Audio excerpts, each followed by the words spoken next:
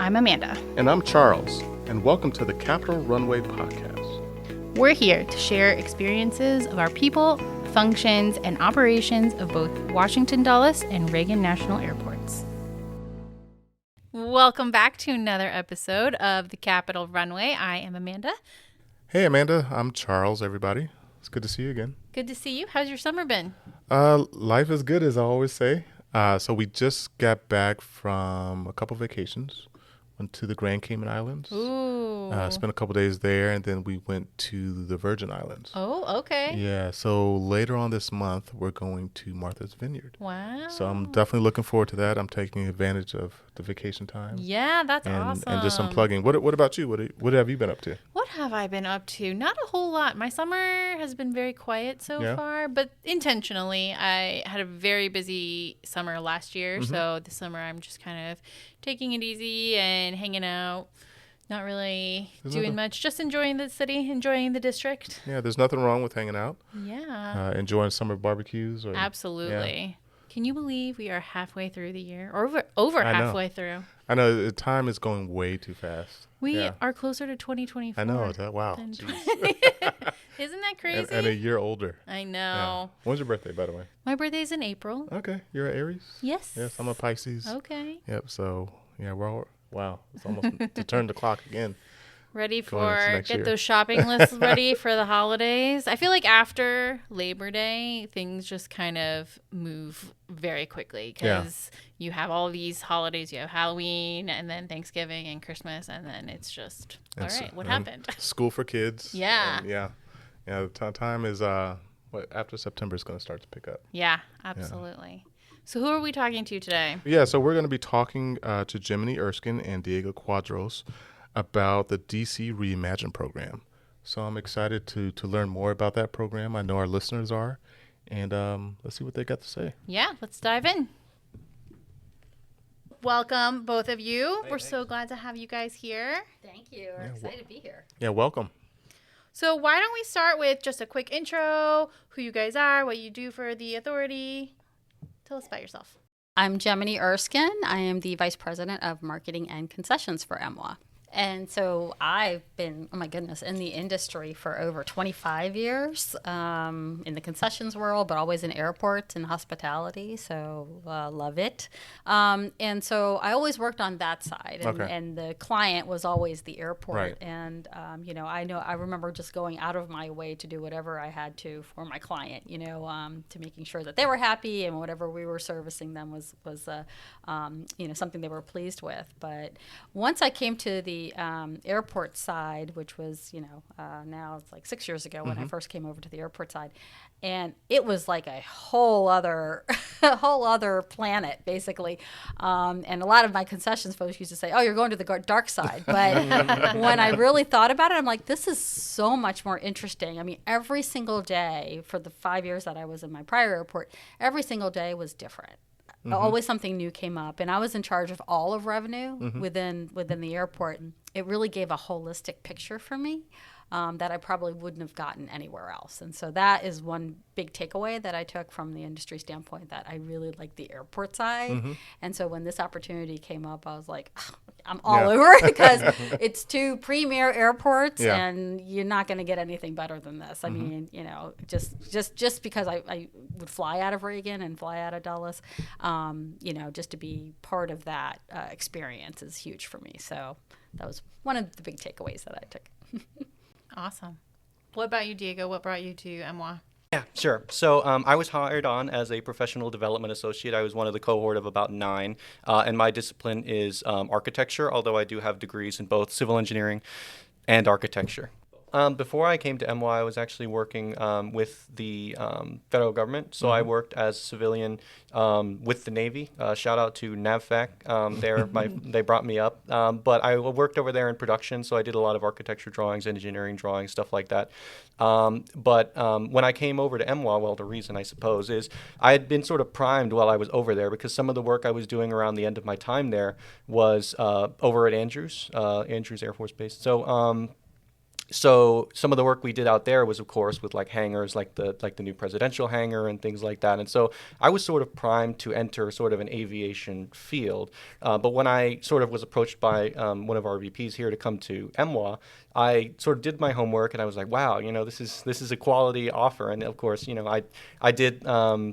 I did like the idea of kind of being able to walk these spaces get a sort of different perspective of it, because the first time I think when I walked Dulles and walked National as an actual employee, no bags, no flight, no anything to stress out about, I was like, man, this is really, it's quite incredible just how much goes on within an airport. Like it's simultaneously, parking, it's a mall, it's an airport, of course, it's public transport, like with buses and everything like that. So I think a lot of that stuff and sort of the combination, the way all of these different things join into this one sort of focus in out here is just, to me, that's really interesting. And that the balancing act of what goes on, balancing all of these different sort of functions within this area is really something that I thought was awesome, and I wanted to be a part of it. So I mean, and having sort of the experience with some aviation related applications before I came out here was definitely a plus, and it helped me to hit the ground running. I mean, I stumbled a couple of times when I started, but I did definitely find my feet soon enough, and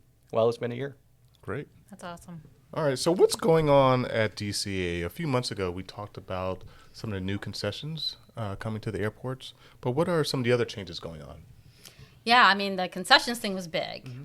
And so now on top of that, we still have this redevelopment going on. That was kind of our first phase, and now we're going into our second phase of concessions. But at the same time, we have this massive restroom project that's happening in DCA, and we have a hold room project happening at DCA, which Diego has masterfully put together this layering of all of these projects. And so I'm going to have him kind of talk a little bit about some of those. Yeah, the whole program kind of as a package deal, and it includes the restroom redevelopment, which if you've seen some of the renderings that come with that whole design effort, they're really something to see. I recommend everyone take a look at what's coming. There's that, and there's also the hold room work. The work that we're looking at for concourses B, C, and D actually will be a very similar effort, but a little bit smaller scale. So it's a replacement of all the carpet that's currently there. It's starting to show its age if you've seen it. And so there's that. There's the new furniture type. So right now we have pretty much exclusively tandem seats in concourses B, C, and D. What's coming with that is new seat types. So there's going to be tables and cluster seats, and also, of course, the kind of new and improved tandem seats. Because I think one of the biggest things that we've sort of observed with the existing hold rooms is that there's very little power there. I mean, they're provided by charge ports and stuff like that, but the new kind of seats that we're going to be putting in are powered on their own. So sort of everybody will have the opportunity to charge their devices. And also, on top of that, the new table seat will provide an opportunity for folks to sit down and eat if they're having some food, or sit down and use their computer instead of kind of hunching over themselves to make that work. So various comfort improvements like that is a big part of the hold room package. And then, of course, the restrooms sort of speak to them for themselves. It's sort of an enlargement of the existing stalls, an improvement of the fixture count, and then also the aesthetics of the actual restrooms themselves are a big improvement to what's existing. Long answer, but... Yeah, no, this is good. I mean, for someone who's listening and they hear the term tandem seats, what does that mean? So in a lot of the, pretty much all over the place when you look at an airport hold room, those sort of seats that are sort of individual chairs but strung together with armrests between them, that's what we mean when we say tandem seats. Cluster seating is a little bit different. We can get a little more creative with what that looks like. And then table seating is, of course, tables. So what exactly goes into planning for a project like this? I'm sure it takes a lot of conversations and timelines and things like that. So how does that planning look? What does that planning look like? I'll go first, if you want. Yeah. So a lot of the planning effort, as far as engineering planning, because just to be a little more technical, was done before I came along. But as far as like when we actually get into the design of these things and sort of what do we want to do in these new areas as far as aesthetics and as far as improvements, these various improvements, a big part of that is actually, really going to the various stakeholders and asking, what do you want to see? Like what have you seen around? What have you seen in the new stuff in Concourse E that you really like? And how can we take this existing space and make it, if not like that other place, perhaps better? than what's out there. So that was a lot of, on the engineering side, what was done was going to, the airport team and everybody else on sort of up the totem pole and say, in these new restrooms, this is sort of a foregone answer, right? But do we want the stalls larger? Yes. So the stalls, of course, each individual stall is now, I think it's maybe 40% larger than what's being currently provided. It's very, very personalized. So a lot of these improvements that we made with sort of full height partitions, I'm using air quotes, were made based on, preferences, based on sort of modernizing times, changing times, what the new preference is, especially in light of, the pandemic, and how can all of these improvements be implemented for, safety, for comfort, for all these different things. And that's a lot of it from, as even when we get into the actual design of it, it becomes, we pose an idea and then we get some feedback and then we then sort of amend the idea to, better fit what's wanted. That's a lot of it from engineering. Yeah, and it was a lot of layering that we had to understand, right? Because, even with the restroom project, we're losing concessions with that as well, right? Because to make these, stalls larger, then you got to, make the actual restroom itself wider. So it's taking some of those adjacencies, right? So we are losing some concessions in that perspective. And this whole project, when I understood that they were all happening kind of simultaneously, I'm like, all right, well, this is one big giant puzzle, and and usually when I start a puzzle, I work with the ends and come in the center and they all come into place. This is like one puzzle without no ends, no corners, and then there's probably some missing pieces that fell under the sofa. So that's kind of what perspective I'm looking at it. But I think at the end of the day, once everything is done, it's going to be amazing. We're also doing some work within National Hall with that seating there. We're looking at new kiosks or retail merchandising units, that are going to be a little bit more upscale than what you see today. But all of those things, it's a timing, it's phasing, and we have to make sure that things are happening in a sequence. And so there's so many critical pieces to it that just managing, I think Diego and I probably, have headaches at the end of the day of everything that's going on. But I know at the end, it's just going to be spectacular. We know it's for the passenger and they're going to be excited. Yeah. So what does the timeline look like? And when do we expect to see some of these changes? So from the engineering side, a lot of the stuff that we're looking at as far as, I think the first one to really come into play here is actually going to be the restroom work. So that's probably very exciting. From a lot of the stakeholders and of course from some of the feedback we've gotten from passengers, it seems like the restrooms are the ones that are the most in need of TLC. So those that project is pretty high on the priority list, really. And as far as the timeline of that, next year, January, really, is when the construction for that one, if all goes to plan, should be underway, really. So, I think the first set of restrooms that we're looking at with all the improvements and all the fixings is supposed to be open in September or August or so of next year. So Q3-ish of next year is when we should be seeing a lot of those improvements. And, I think the proof will be in the pudding when those open, just how much, you can take one of those new restrooms and you can walk into one of those and then walk into one of the old ones and really you'll kind of see just how much of an improvement it is. I think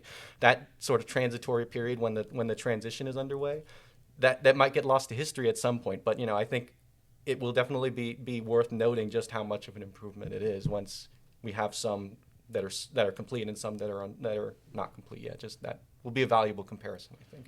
Are you guys going to do all of the restrooms at one time, or is it no. starting with D and then working your way down, or it could be B working your way down? So because a lot of the way we've kind of thought about fixture counts and all of those things is sort of on a concourse basis, so concourse B, concourse C, concourse D.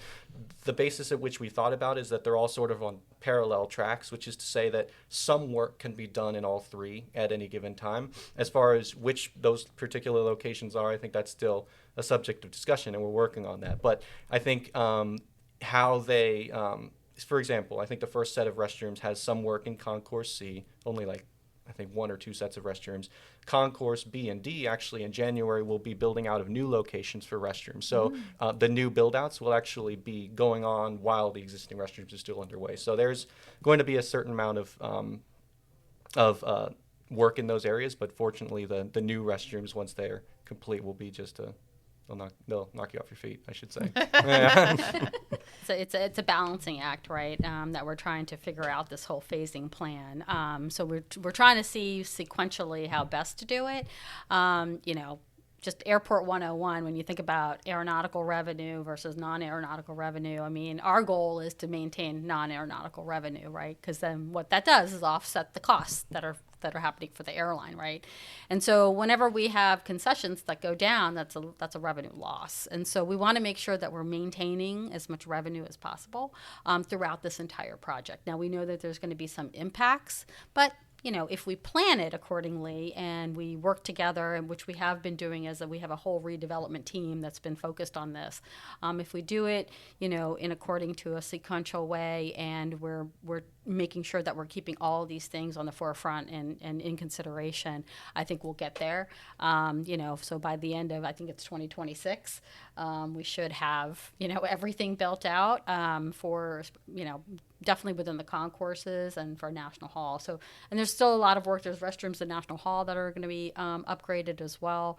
And so overall, the project, I think, is, if we do it and time it right and take the passenger into consideration, knowing that there's all these hurdles that they're going to have to face when they're coming to the airport, getting to them ahead of time, letting them know ahead of time, I think we can really manage expectations, and then making sure that we're balancing all of those things, between revenue and between the number of concessions, and making sure we have the right amenities from restrooms as well. Yeah. Are there any plans to update Terminal A? We get that a lot. I think there's some conversations going around in terms of Terminal A. I think, obviously it's a very historic terminal. It's been there for a long time. Doesn't nearly have the amenities that it should. So there is some discussions going on internally about, hey, what do we do for the future, right? And so we can't really build onto what's existing there, but maybe we can look at, replacing or trying to find a strategic location for a new one. But that still is, I think, a little far off. We already have our hands full with this project, but that's definitely in the horizon, I think, to upgrade Terminal 1 at some point. So. Yeah, keep your eyes open for DCA Reimagined 2.0, where we'll revisit Terminal 1. I think, like Jaimini said, a lot of it right now, what we're doing is focusing on the work in Terminal 2, so a lot of the, Caesar Pelli area. But I think once that's complete, and this may be, sensitive information, it probably isn't, but I think the plan after that is to visit Terminal 1 redevelopment, which, like you said, is, sort of a revisitation of that area. That's, I think, the idea. But right now, like Jaimini said, we have a lot of stuff going on in Terminal 2, and I think we're wary of overwhelming, but it's fair. Yeah. Only asking because we get asked all the time on social. Maybe we'll have another segment that we can do later on. An update. Yeah, it's definitely, an airport is like a small city. Everything has to work at the right time for it all to go well. Oh, yeah. A lot of moving parts. Well, we are trying to find a spot for the Lincoln chair. So the famous Lincoln chair that we used to have. Yeah, we're trying to bring that back. So that might be where that selfie station goes, is with the Lincoln chair. That'll be awesome. Cool. Well, that's all we have for today. Thank you guys so much. Thank you both for joining us. Thank you. This was really interesting. It was fun. Yeah. We don't travel to escape life. We travel so life doesn't escape us. We dream of a place anywhere in the world. And in the blink of an eye, we're there. That's the wonder of flight. All you have to decide is, where to? Dulles International Airport.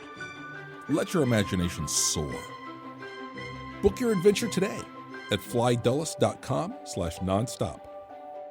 All right, so that was a fun conversation. That was really fun. Yeah, all the cool things coming to the airport, and I like how Jaimini talked about it. It's like putting a puzzle together. Yeah, that was really interesting. I had never thought of it like that before. Yeah. And so spot on. Yeah, and as a passenger, I can't wait to see the new bathrooms. Yeah. Me too. We talked a lot about bathrooms in this episode, but in a good way. Good things coming. Yes, and I learned a lot about seating today and the different types of seating at the airport. I wanted to ask her about the tandem seats. Why do they not have those row of seats without the handles in the middle? Oh, I mean, every now and then you come across like a couple that don't. But yeah, that's a good question. Like if you have a long layover and you just have to stay in the airport, you want to lay down somewhere. Maybe it's to prevent people Yeah, from maybe doing that's why, that. You don't want people lying Yes, down. yes. That was a really great question, Charles. Speaking of questions, if listeners have any questions for us, you can email us at info@thecapitalrunway.com. And we look forward to hearing from you. Great. Thank you guys for listening.